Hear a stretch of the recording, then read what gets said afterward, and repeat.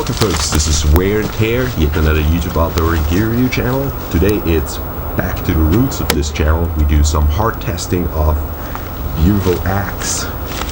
This is the HX Outdoors axe. It's named Crocodile.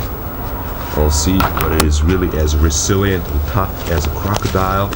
Some Chinese mystery steel against some 440 stainless steel. It comes razor sharp out of the box.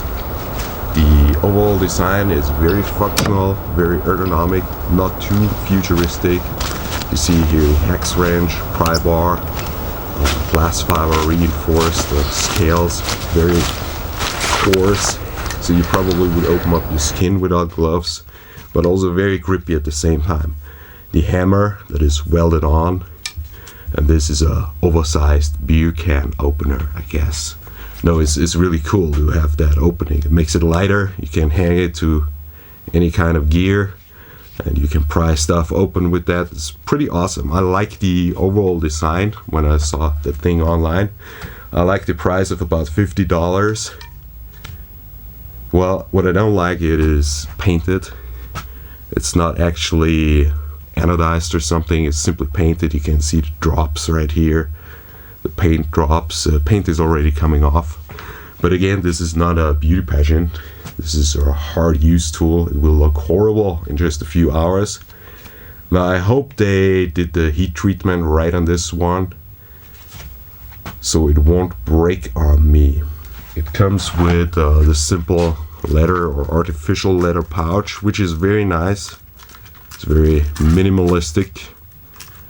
So when you add that one, and the razor sharp blade is protected, or you are protected from the razor sharp blade actually, and you can still use it as a pry bar and as a hammer. That's pretty cool in my book at least.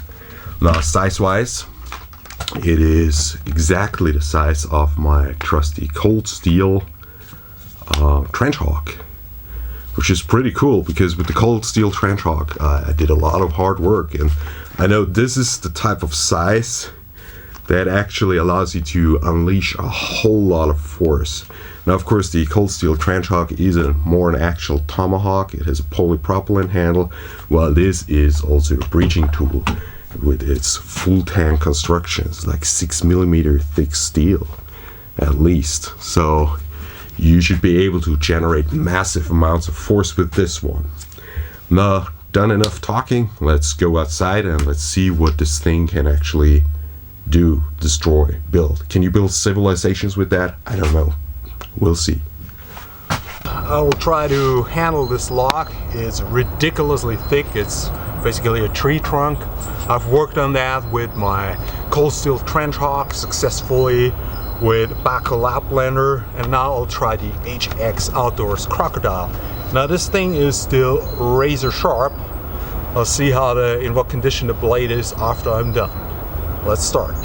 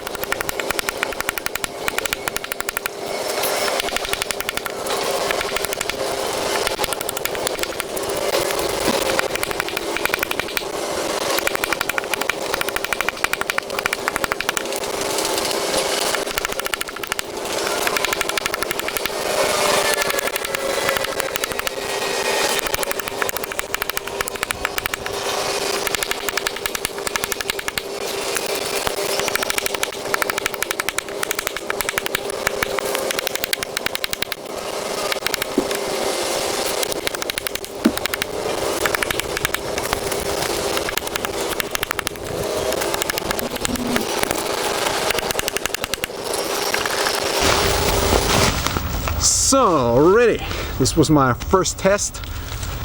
I managed to win against this major log. Solid hard wood, not too dried out on the inside. Just a very solid, very handsome log. This axe obviously is meant for one-handed operation. With two hands you could develop a whole lot more energy and it's just put less strain on your muscles. But this is obviously not what this design is intended to do. It's one-handed operation.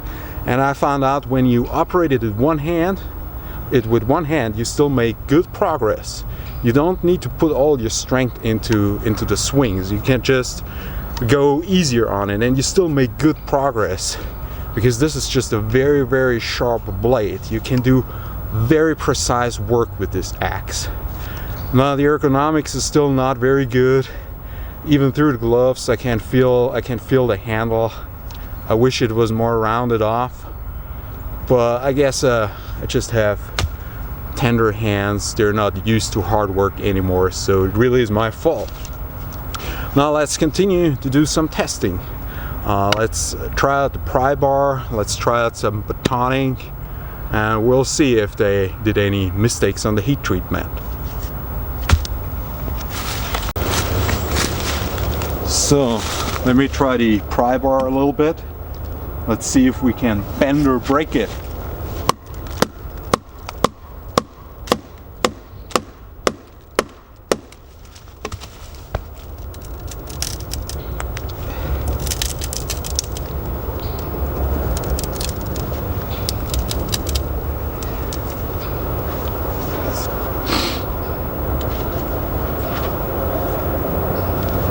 So far it looks good.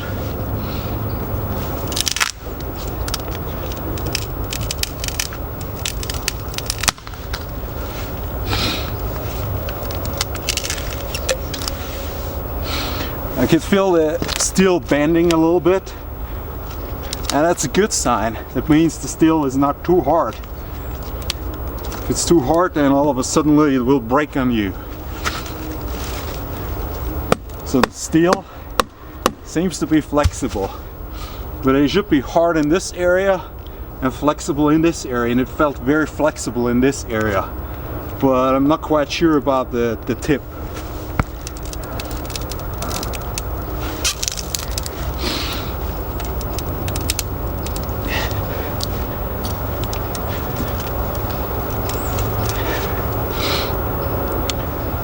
I somehow feel like I could break it. I don't know. Maybe that's just in my mind. Totally overestimating my energy and the resilience of steel.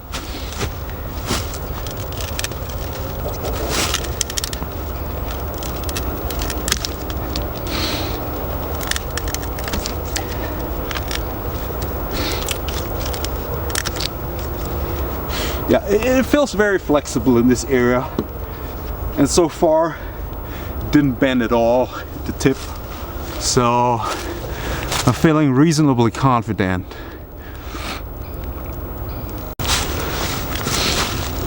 So, next test, some batoning. Let me push this edge to the limit.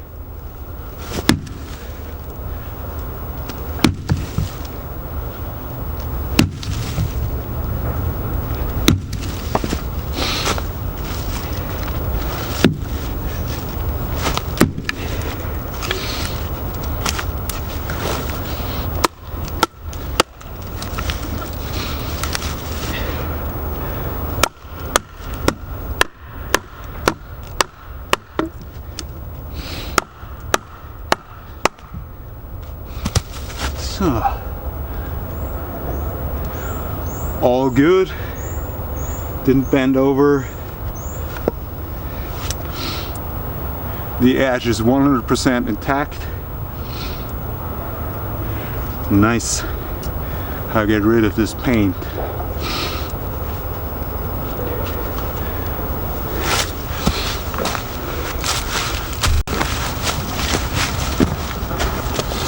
Now that we have seen that this axe won't break easily, let's do some light tasks that this axe was actually designed for, like small branches.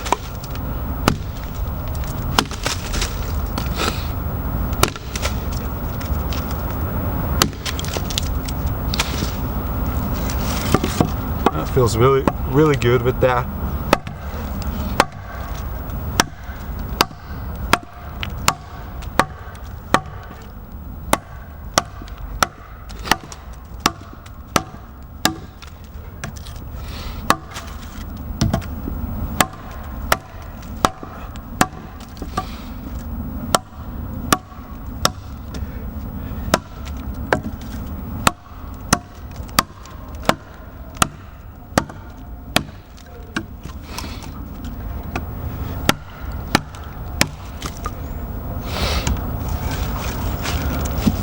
Batoning.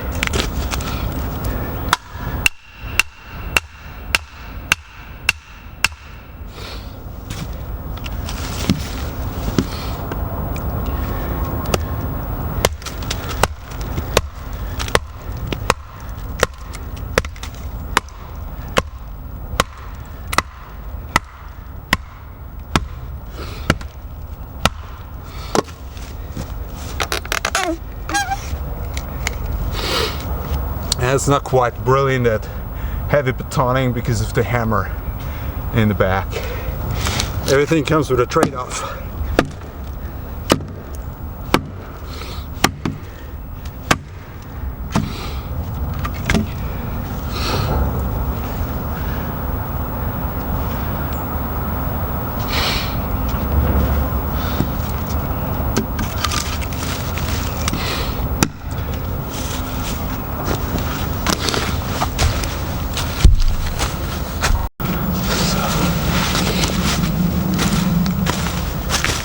Let's continue with the lighter duties.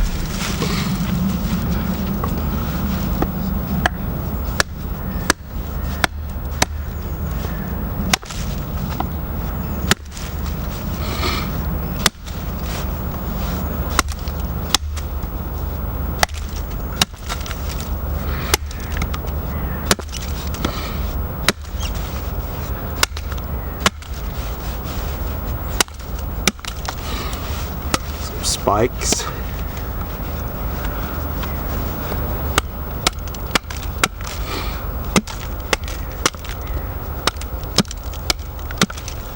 In this area it has very good ergonomics because it has extra finger choils in this area, so you can do precise work when you don't need to develop as much kinetic energy. You have a finger choil right here if you need a little bit more energy. Of course you can drive it all the way to the back if you need more oomph.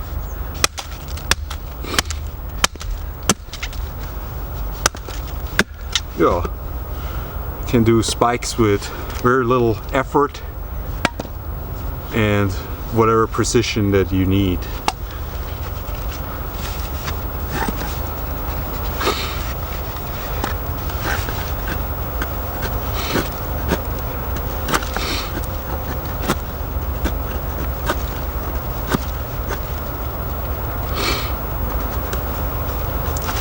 Doing finer work is not a big problem either.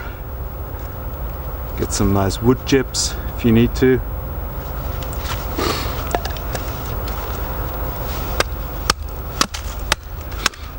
This is very okay with one-handed operation. Well balanced, precise.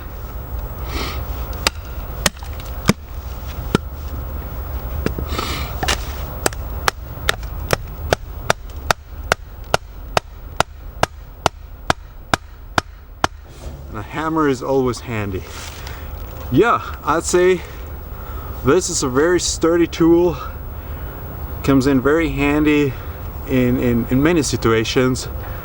If you need to pry something open, if you need to do campsite work, the hammer, super sharp blade, it's very maneuverable. It has some downsides in the department of ergonomics. Some of it I might be able to fix by adding something on that cushions it a little bit, or even filing some of these edges off. So I don't know. So there's definitely room for enhancement. It would need a little bit love in the details with the coating and so on. But they seem to have done everything right. The heat treatment must be right, otherwise I would have been able to break it or bend it with the force that I exerted.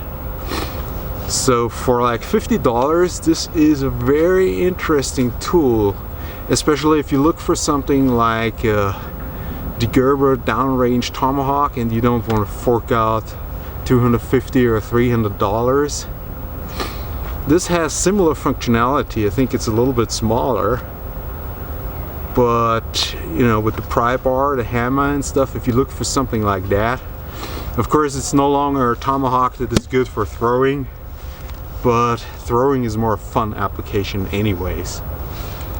So far, I'm pleased with the HX Crocodile axe. And well, if you like this video, please like it, subscribe, hit the notification bell, or don't do anything like that and just go to the woods, go to the outdoors and enjoy yourself. This was Wear and Tear, over and out.